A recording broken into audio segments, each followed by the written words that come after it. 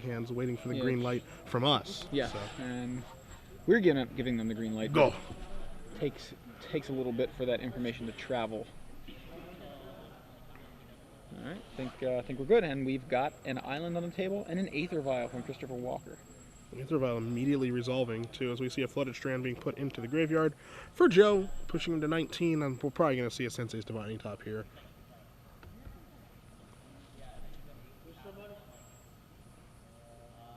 After a good hearty shuffle.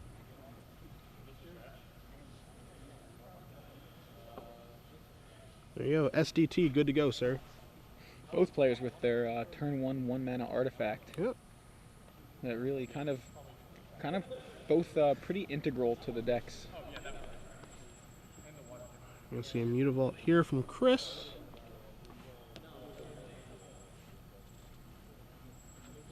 And nothing doing. Seeing Arid Mesa for a Plains here from Joe. Joe knocking himself down a little bit, down to 18. Aether Vial, a card that can cause a huge problem in this matchup. We are going to see a Stoneforge Mystic right away. Batterskull is the super of the day. Yeah, and this is going to make things tough for Christopher Walker. One of the big things about Stoneforge Mystic into Batterskull, one of the reasons it was initially deemed so powerful was because of the effect it could have on Merfolk decks, which at the time were kind of a lot more popular than they are now. I mean, it's still around now. It's still fairly popular, but I think there was a run that Merfolk had of just kind of dominating. It was running rampant over Legacy. It really was. Just not even no bones about it. It was running rampant over Legacy and putting up good finish after good finish after good finish, even though people were like, yeah, it's not that good of a deck. Like, that's doing so well. Well, if it's not so good, why does it keep winning? Yeah. So we see an activation of top at the end of turn from Joe Bass, and actually, I'm sorry, that was during his upkeep. End of turn, he didn't have any mana available because he cast Stoneforge Mystic. So finds a Scalding Tarn, plays it, passes back to Christopher Walker, who now has 2 counters on his vial, exactly what he wants it to be, and he's going to go ahead and use it. Plays a second copy of Master and Commander. Actually, you need the Coral Hum Commander to have Master and Commander. Indeed. As he's going to get in here for 3, 4, 5, 6, 7 points of damage. Tarn going to get sacrificed here. It looks like Batterskull is going to come to play. And now it's just a flat race. And now it'll be interesting to see if this is a race that Batterskull can win. Yeah, see, and that's the thing. Like, the way Merfolk can beat a Batterskull is just overwhelming it. That's all it can really do at this point. You got to overwhelm it with your unblockable guys, and that's why this deck has come back since the addition of Master of the Pearl Trident, because it only had 4 Island-walking creatures to begin with Lord of Atlantis, and adding 5 through 8 against a deck like this or any blue deck is a huge help. It's being demonstrated right now for you guys. Yeah. Joe Bass at 7, if that life total is correct, but looks like we're going to see a Detention Sphere. That is a powerful card if it resolves. We're going to have a little fight. It looks like we're going to see a Spell Piercer on Detention Sphere. Top, it's going to draw a card. Jace the Mind Sculptor there, and that is countered. And that is a big deal. I think that Detention Sphere was very crucial to this game for Joe to catch back up, because now Batterskull may not be fast enough. As Cedric and I are being attacked by Spellstutter Sprite. We're going to see a Marrow Regery here. We're going to see an activation. That's a lethal attack. Meanwhile, just like Joe cleans up. Yeah, being able to counter that Detention Sphere was huge. Yeah, gigantic. And I was actually going to bring something up when we were going over the deck list. I was going to bring up the point: is Detention Sphere better or worse than Oblivion Ring? And one of the reasons that Detention Sphere is better, of course, is because it can take care of 2 or more permanents of the same type, where Oblivion Ring cannot. Now, one of the downsides is that Oblivion Ring or Detention Sphere can be blown up by those red elemental blasts we talked about. That's true. So it's a downside and an upside because it can also be removed to Force of Will. True. So there was some upside and some downside in that particular game. It was much better as Detention Sphere if it would have resolved. Exactly. So we're back at the booth. Trivia time. It is. Do you have another question, Joey? I have a question. Yes, thank God I wasn't ready. It's all good. You have to think of another one. I'm gonna do the final one. I'm gonna do the 12-month one. Yeah. You think about it. What Kithkin deck was Nope. played in the top? No way. Who No way. piloted It wasn't Kithkin me. deck at the top 8 of Pro Tour Kyoto, was it? Yeah, I may have been it. May have been it. Maybe not. Okay, Who got so crushed in that's not the 30 question. seconds to the top of that Pro Tour? Who was it? Because it didn't take long. So we're gonna ask you guys some more trivia, again. Give away some premium again. 6 months. 6 months this time, doubling it. We're gonna double it again later. But for now, 6 months of Star City Games premium access to the winner of this particular trivia game. Tweet your answer with the hashtag SCG Premium, which you can see at the bottom under there. And we'll get you 6 months of premium. So the question is, well, we've mentioned this a number of times today. Oh, so they have no excuse to getting it wrong. If you've been watching, if you've been paying attention, you could have actually heard this very recently, because I think we've even mentioned it in the last 10 or 15 minutes. Okay. One of our players in the top 8 here today also made top 8 in the legacy portion of SCG New Orleans. True. Who is that player? Which of our top 4 players, actually, I'll even go with that. 4 competitors. Which of our top 4 competitors also made top 8 at SCG NOLA, or New Orleans? NOLA. Yeah, hashtag SCG NOLA. That's what the hashtag was for that event. So yeah, you tweet your answer with the hashtag SCG Premium, and you have the chance to win 6 months free premium I access. think he was even in the finals of that tournament, I think. He or she. He or she may have been in the finals. Could be anybody. It could be anybody. It can be Peter Griffin. Sorry, that's in my head now. All right. So if you get that question right, go ahead and tweet it at hashtag SCG Premium. We'll get you 6 months of premium. You can check out Brian Kibler. You can check out Patrick Chapin. You can check out all the BVGs, BVTs, and B&Es. All the best articles about Magic the Gathering. Above the curve. It's a new one. New and very popular.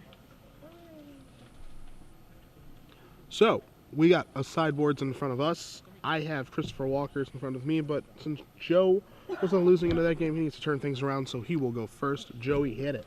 All right, Joe Bass, what do I want to do? What do I want to do? All right. Terminus seems like it's something you definitely would want. You know, just to be able to, another way to clear the board. Another removal spell in Path to Exile, very likely to come in here. Disenchant for the Aether Vial. 3 copies of Red Elemental Blasts, no lack of targets for that one. He will very likely bring those in. Will very also likely bring in Umezawa's GJ. He's got a quite a live sideboard here. He's going to bring in pretty much everything but the Grafdigger's Cage, the Tormod's Crypt, the Rest in Peace. Probably not the Vencers, but he could arguably bring in everything else. With pretty good reason, honestly. Yeah. So, how about on Christopher Walker's side? On Chris's side, up a game in what is a pretty close matchup. I wouldn't call it favorable. I'd say it's really close to 50-50, I think what honestly. he wants is more cowbell. More cowbell. Oh, I'm sorry, that's Christopher Walker. Yeah, that's Sorry, okay. sorry.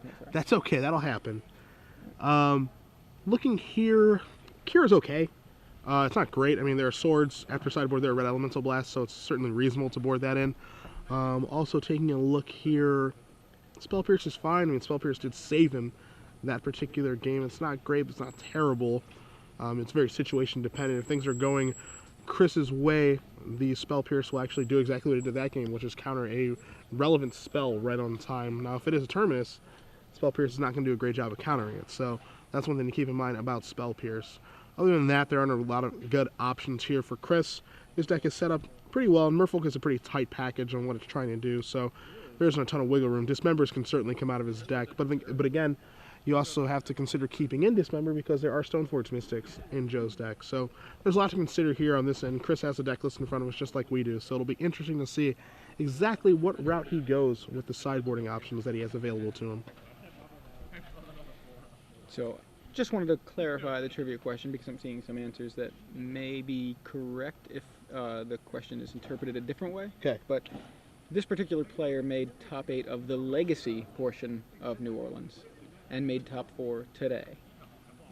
Correct. There you go. Could be anybody. Yeah. So we see it looks like both players have kept their opening hands. Joe Bass is going to lead off with a Tundra. We do see Red Elemental Blast in Joe Bass's hand, and we're going to see an Aether Vial here, resolving again. Okay, Joe took Mulligan to 6. Thank you very much. Yeah, down a game and down a card does have the Mountain from the sideboard. What do you think about Stoneforge Mystic? He could beat... Christopher could beat it last time, and the reason he was able to beat it last time, I think, had a lot to do with him being on the play, as we see Batterskull searched out here. So it's going to be interesting to see, can he beat it again this time? There's Aether Vial goes up to 2. Chris draws a Force of Will. A little late. But ooh, okay. He has a Wasteland he's pulling forward here. Can take the risk of blowing up the Tundra, hoping that Joe does not have another white source of mana. I think we're going to see another Aether Vial. Okay. Ooh. So now it's on Joe to have another white source of mana. Does he have it?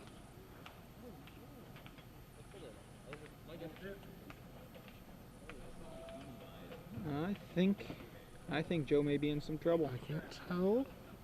Yeah, I think that's I an could be air wrong. base. Okay, there's an air base. base, Okay. The hesitation there made me think maybe he didn't have anything. Yeah, me too. He's going to think it through here. Just He's wants slow rolling us. Yeah, just wants to think his turn through a little bit. No reason to slam that bad boy down.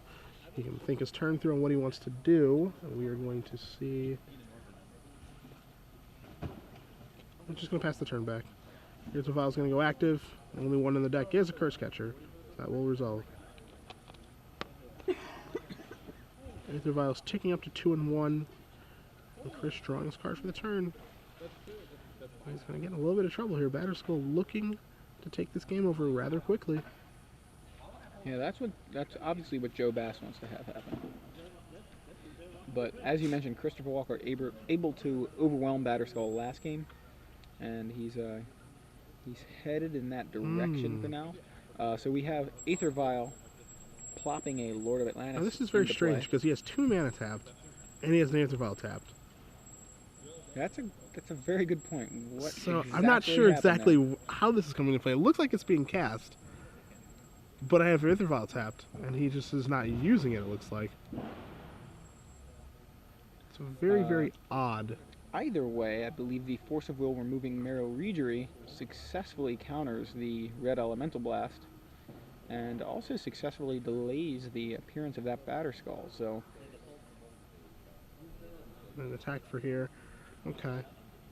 And so Curse Catcher's going to try to get in here, and it looks like Joe's going to search for a Tundra. It seems as though he probably has his Swords of Plowshares for the Lord of Atlantis as well. It's very strange that he got himself into this situation by casting that instead of just vialing it in. Vialing it in, it can't be countered. well, I mean, it can all Red Blast can still just And just can kill it, destroy sure. it. Yeah, and I thought he was doing it once it was in because I saw Vial Yeah. Lord of Atlantis. So As we see a Brainstorm here. Chris had the option to Curse Catcher that if he wanted to, but he opted not to.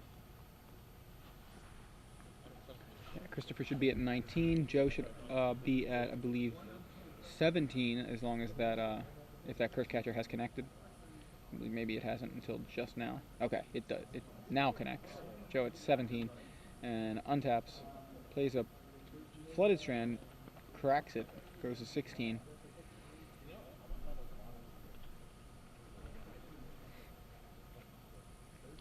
Gets a Plains.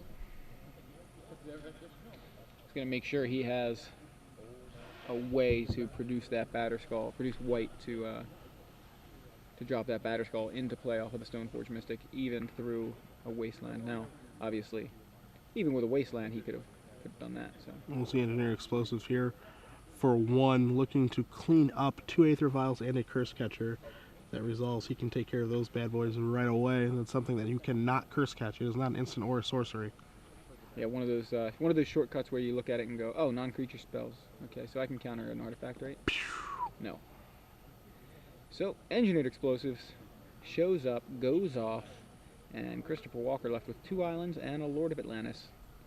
It was an interesting game here because, you know, Joe's had Stoneforge Mystic plus Batterskull in his hand since turn 2. And he could have rushed things into play and tried to get it in play as fast as he can. And, okay, man, try to beat my Batterskull. And he's done a nice job of basically, you know, managing the game. He didn't rush it out there. Yeah, he's still, he's got that Batterskull available for whenever he has the opportunity to land it, and he just doesn't want to do something else. And I believe that opportunity is now, so. We've seen Chris draw 2 pretty insignificant cards. He's drawing Spell Pierce and Daze. Joe's mana he's not under any duress here, any trouble, and we see Batterskull start coming on in. Yeah, Joe Bass now going to go up to 18, if that 14 is accurate, which I believe it was because he was at 16, popped the explosive, took 2 from the Lord of Atlantis, went to 14, and now goes up to 18. So, and a Mutavault from Christopher Walker, and a Marrow Regery. Marrow Regery can be countered right now. No Vial, no Cavern, and it is not countered, so it resolves. No interest. As we see Batterskull come across again. And now this is typically what happens when a Batterskull gets going against Merfolk. We saw last game as Chris was able to swim underneath it because of Island Walk from Master of the Pearl Trident, but in most situations, this is what typically happens when Stoneforge Mystic decks are up against Merfolk. Batterskull starts to take over, you can't block it effectively, attacking through it is difficult.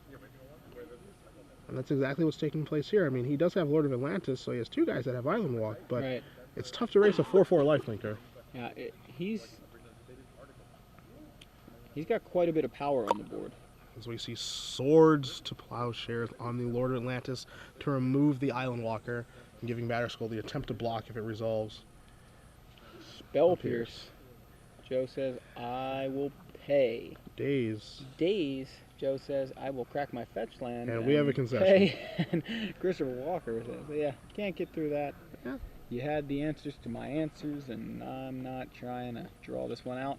Joe Bass ties it up, 1 game each. Miracle Blade versus Merfolk.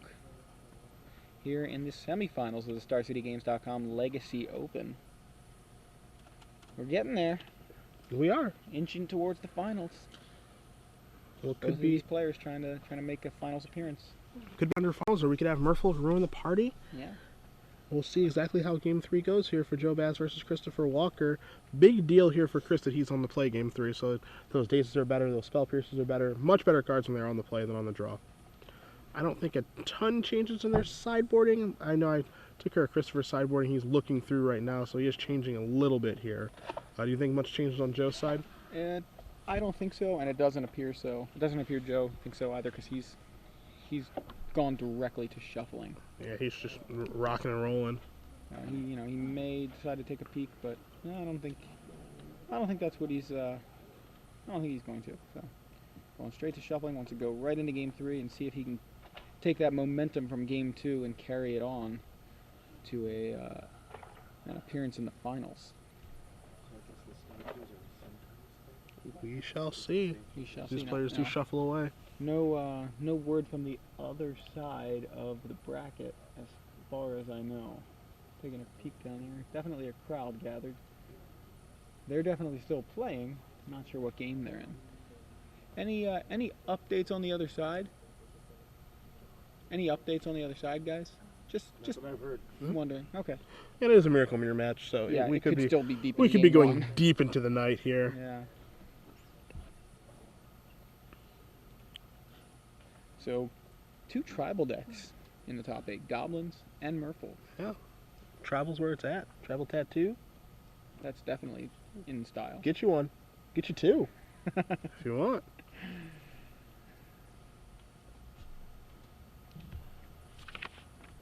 What do you think? Do you think Christopher made any changes? I mean, he I definitely. mean, he will. swapped it. It looked like he swapped out at least 1 or 2 cards. Not entirely sure what the swap out was. Likely going to find out this game. And he does have some new information here, as we saw Red Elemental Blast. You can see the crowd behind Joe over there on the left, all watching intently that miracle mirror, pseudo mirror. Definitely seems to be an interesting match. We'll see if we can bring you any of that at the end of this match. Wouldn't be surprised if we could. I think that one's going to go a little bit longer this one, as we see Christopher Walker is going to take a mulligan rather quickly. And Joe considering, and he's going to 6 as well. Yeah, all right. You know what they say, 7th card, Luxury. I love how it was like yesterday morning. It was who was it? Adam Yurchik. Adam Yurchik, the one and only. Yurchik says it, and now it's just an accepted adage. Yeah, you know what they say. It's my You're job to get blocking, over. you're losing. The 7th card is a luxury. It's my job to get over new vernacular. Assuming I'm using the term vernacular correct. Sure are, buddy. Yes!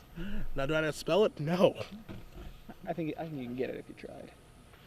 Exactly how it sounds. V-U-R No. N-E Lur. Is that close? This is close. All right. Vernacular spectacular. They'll give anyone a college degree, I swear. They'll just hand them out. Just giving them away. To see both players 1 to 6. Christopher looking at his opening 6 cards. Is it better? All right, it's better. And Joe We Bass says do it's see better. turn 1 Vial off a Wasteland from Christopher Man, Walker. Aether Vial's resolved all 3 of these games, just no questions asked. We're going to go up to 1 here. Wasteland, likely Chris's only land. It was really just very dependent on a Vial resolving, which it did. Joe Bass, no sack of the Flooded Strand, no top to begin the game. He does have a Tundra though, which is able to be wastelanded. We're gonna see a Curse Catcher here. And yeah, there's the Curse Catcher. Things are looking good for Christopher Walker so far. Vial ticks up to 2. He can waste away that Tundra.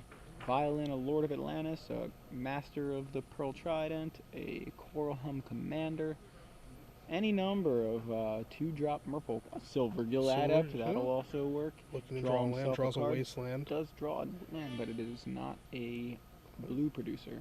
Oh, we're gonna see a Brainstorm right away. Yeah, after the Wasteland targets the Tundra, Joe wants to use that mana. Brainstorm is resolving. Joe deciding exactly what he wants to keep, what he wants to put back. And with that fetch land, making that Brainstorm even better. Puts back the quote-unquote garbage. Curse Catcher in for 1. We see another Wasteland there from Chris, and he just passes it back. So let's see what Joe can muster. He did Brainstorm. We're going to see a Mountain here. I didn't see the reveal, but I assume Joe did. So For what? for the Regery. For the Silver Gold up? I'm sorry. Yeah. Oh, he vialed it added. in, so no Oh, reveal that's necessary. right. He's got a Regery in hand. Yep. I assume that's what he was going to reveal. We're going to see Master of the Pearl Trident here. And an attempted attack for 5. We're going to see Red Blast. Alright. Red Blast works, and just 3. We're going to see a Mutavault here too, so now Mutavault can start attacking as well. Wow. You can see the reliance on that Aether Vial this game. If Joe would have just been able to take out the Aether Vial, Christopher Walker would have not been in this game at all. Yeah, wildly different game. Can't cast any of his spells. He did finally draw an island. Yeah, this would have been the turn where he cast a Curse Catcher. That would have been where we were at this point. We're going to see a Vial, Lord of Atlantis coming. And I'm a little surprised to not see a Mutavault get fired up there. must have other plans, or just forgot. He does have a Regery in his hand, but I feel like if he wanted to do Regery, he would have played that pre-combat, as we see both fetches happening here for Joe Bass.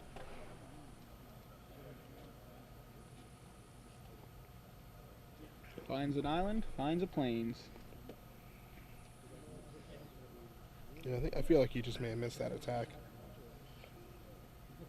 Curse Catcher and Regery coming over for currently 5 with the pump from the Lord of Atlantis. There you see Miro Regery. We know that Christopher Walker has one of those in his hand. And You see a Swords of Plowshares there on the Lord of Atlantis. It's going to go bye-bye. And this is going to bring Joe down to 11, makes the attack of 5 damage down to 3.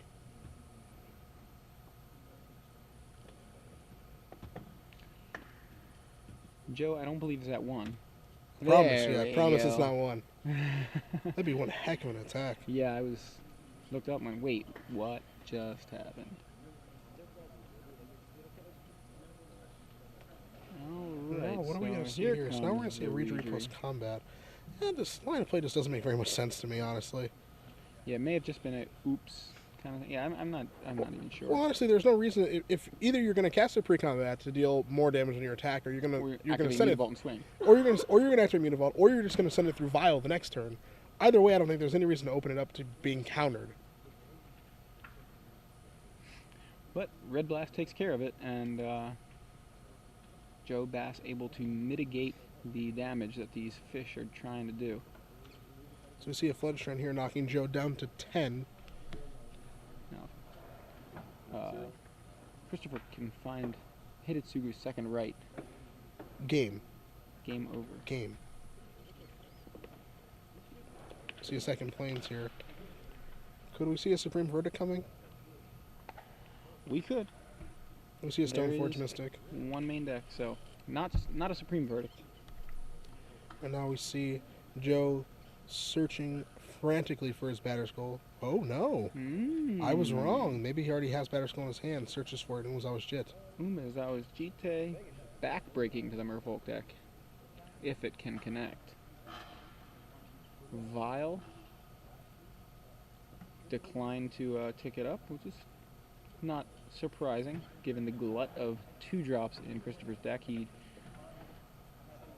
much more likely to have or draw a Lord of Atlantis, Korham Commander, Master of the Pearl Trident than he is to draw the 3-drop Lord in Miro Regri. We see He could also Phantasmal have Image. a Phantasmal Image. And that appears to be... Well, there will be no responses there because you have to respond to Aether Vial being activated, not Phantasmal Image. As a And judge that just was- pointed out. Yeah, that was clarified there. So Joe preemptively reveals that he has Path to Exile available, but We're going to see Mutavault get active. We're going to see a bit of an attack here. The 2-1 and the 2-2. And now the Path of Exile is going to take care of the Mutavault. I think Joe is saying, alright, I'm happy taking 2, going down to 8, facing down a Silverdale Adept, a Phantasmal Image that is a Silverdale Adept, and a Curse Catcher. He has another Curse Catcher in his hand along with an island. Can't really hurt to play the other Curse Catcher there. There we go. did he not find an island to put into play tapped? Doesn't look like he did. He just missed that free land. Yeah, as we see once those Jit here. Equip there. And is it beat down a clock? I think it's probably Could gotta be. Can't afford to sit here because if Chris does draw something that grants Island Walk to a squad, things get poor as we see Phantasmal jump in front of this. 2 counters on the Jeet. He could pick off Silverdale Adept right now if he wants to, which I kind of like. He wants to pick these guys off now before he untaps the Aether Vial, so if he does try to pick one off, and Chris were to draw a Lord as he actually did this turn. Yeah, it could have really changed that changed the board state quite a bit. He would have been left with a bunch of real big fish, and the Jite. He passes right back. This is troublesome here for Joe.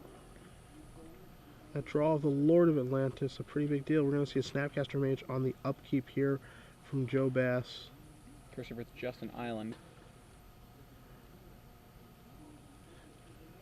And I imagine that is a Swords to Plowshares on the Lord of Atlantis. It is. Swords there. You also have the option of just casting Red Elemental Blast as well, but not sure which one's better there. Draw for turn. Finds an island, and Curse Catcher looking a little lonely. You can consider attacking here, which he's going to do. Joe will take 1. Go to 5. Now Umezawa's Jit looking to get active and take this game over. It's already done quite a bit to keep Joe in this game, and Snapcaster picks it up, swings in, gets 2 counters. Likely going to see the removal of that Curse Catcher.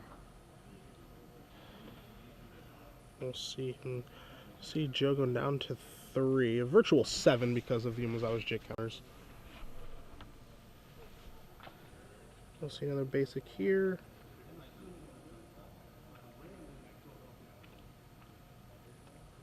I consider switching out a Tundra as well. At this point, not a big deal if that gets wastelanded. I think his mana base is pretty happy. And Christopher's going to go ahead and just wasteland it now, because I'll use the mana. 4 mana. Jace the Mind Sculptor. Curse Catcher. Not able to deal with that particular non-instant, non-sorcery card. And we're going Sculpting, boys. Take care of the Curse Catcher. You can leave the card on top.